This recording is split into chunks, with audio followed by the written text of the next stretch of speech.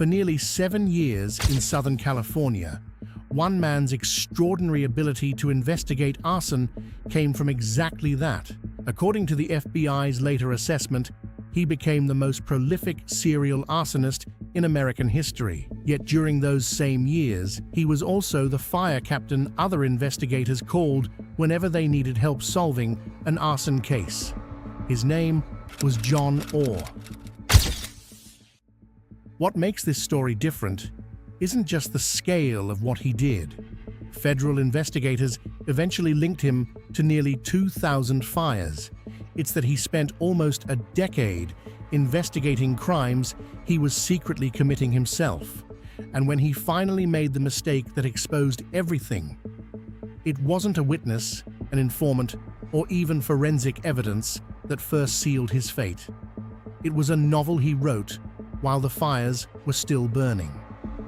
This is the story of how a man rejected by 2 police departments spent 7 years setting fires across California, became one of the state's most respected arson investigators, and ultimately destroyed himself with 350 typed pages.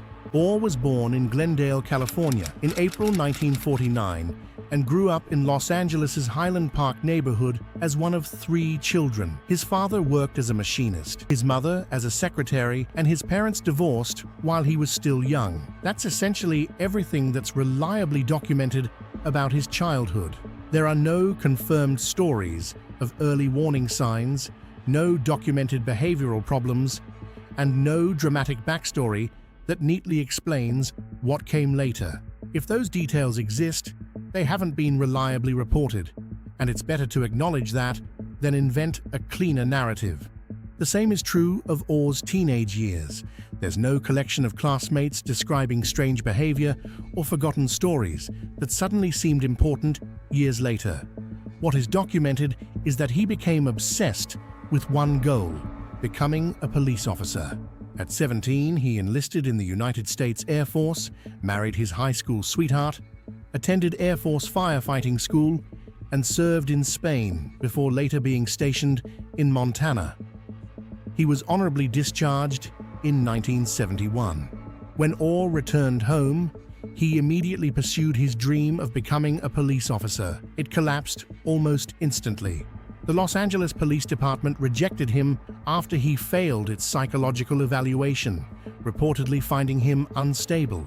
The Los Angeles Fire Department rejected him as well, this time because he failed the physical fitness requirements.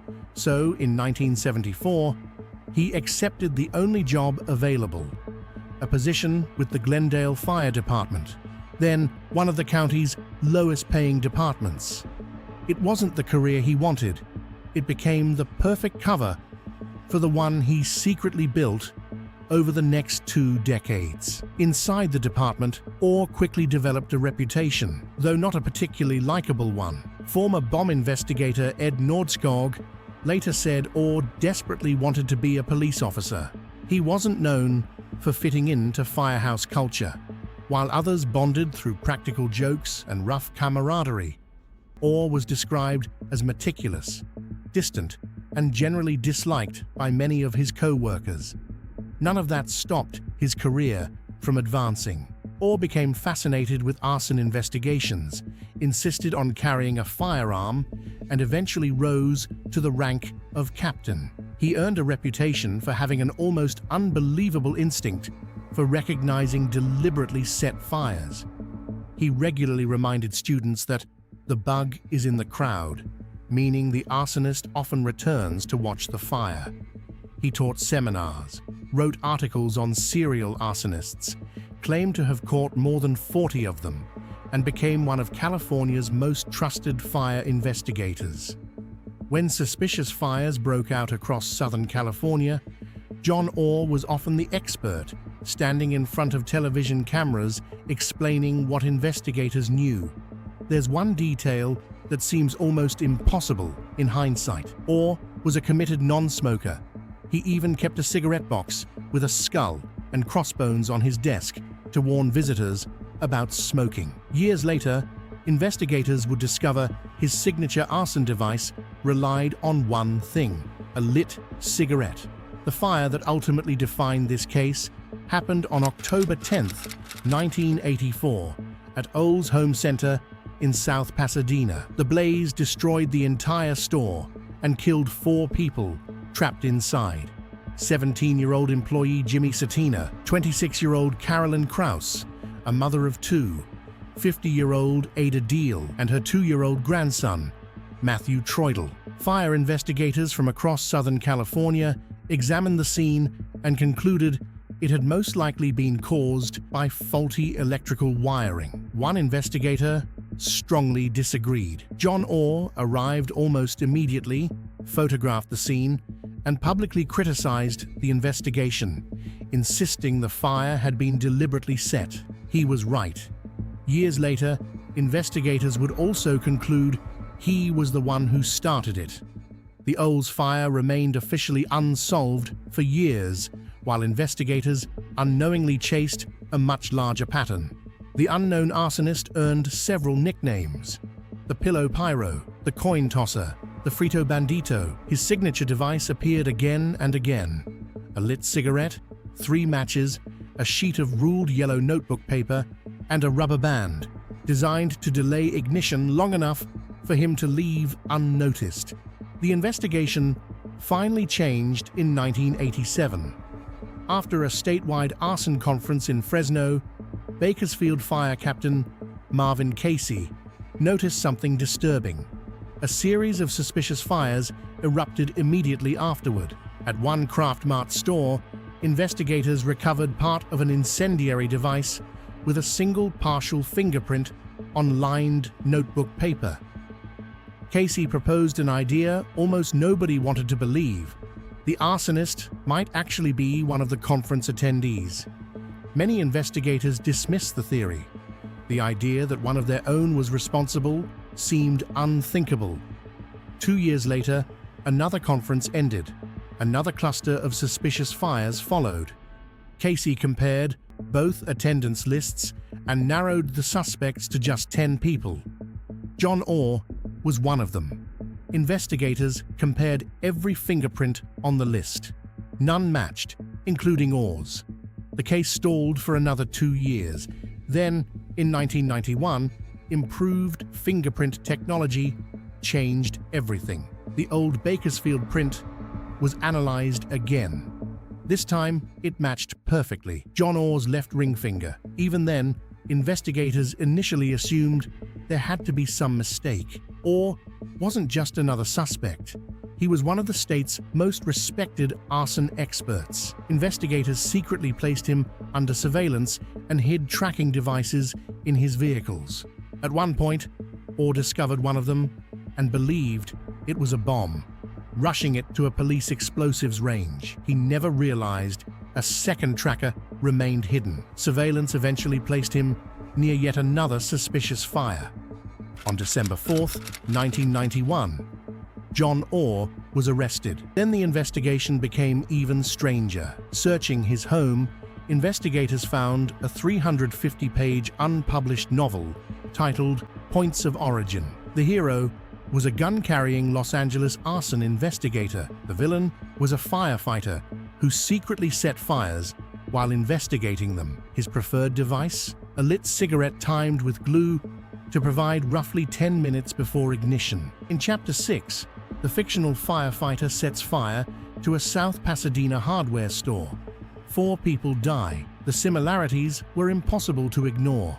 Prosecutors argued that Points of Origin wasn't simply fiction. It was essentially a confession. Orr has denied that interpretation ever since. He insists the villain was a composite of real arsonists he'd arrested and says his writing instructor encouraged him to make the character as evil as possible. He has never admitted to setting the fires. His legal battle unfolded in stages. In 1992, a federal jury convicted him on 3 arson counts unrelated to the Olds fire, sentencing him to 30 years in prison. The following year, Orr pleaded guilty to 3 additional federal arson charges, including a fire in Los Angeles County. That plea gave county prosecutors jurisdiction to finally pursue murder charges connected to Orr's home center. By 1994, Orr had been charged with 4 counts of first-degree murder and more than 20 additional arson counts. Prosecutors heavily relied on the striking similarities between his novel and the real crime. On June 25, 1998, the jury convicted Orr on all 4 murder counts and nearly every accompanying arson charge.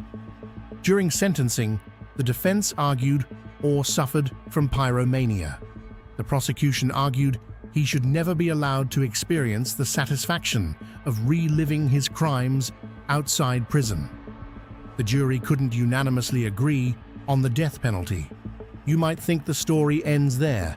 It doesn't. In 2000, an appeals court reduced part of Orr's sentence by 9 years after ruling one devastating wildfire had caused more destruction than he intended. It changed nothing. He was never leaving prison. Federal investigators ultimately estimated Orr was responsible for nearly 2,000 fires between 1984 and 1991, almost one fire every single day. After his arrest, brush fires in the areas he once patrolled dropped by more than 90%. The deepest consequences, though, reached his own family. His daughter, Lori Orr Kovach, was 17 when he was arrested. She idolized him.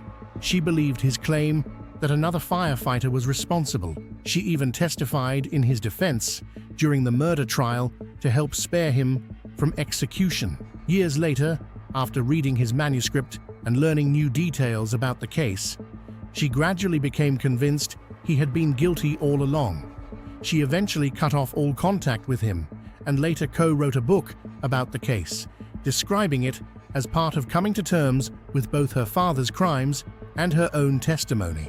John Orr remains imprisoned at Mule Creek State Prison. He still grants interviews. He still insists investigators built a case around his unpublished novel and convicted an innocent man. Others believe the manuscript revealed exactly who he was. Orr rejects that completely. What makes this case unforgettable isn't simply that John Orr became one of America's most prolific serial arsonists. It's that he became one of its most respected experts on catching them. He genuinely understood how arsonists thought because he was one. The advice he gave other investigators, the idea that the arsonist is often standing in the crowd, watching his own fire, ended up pointing directly back at himself. More than 3 decades later, he still denies responsibility.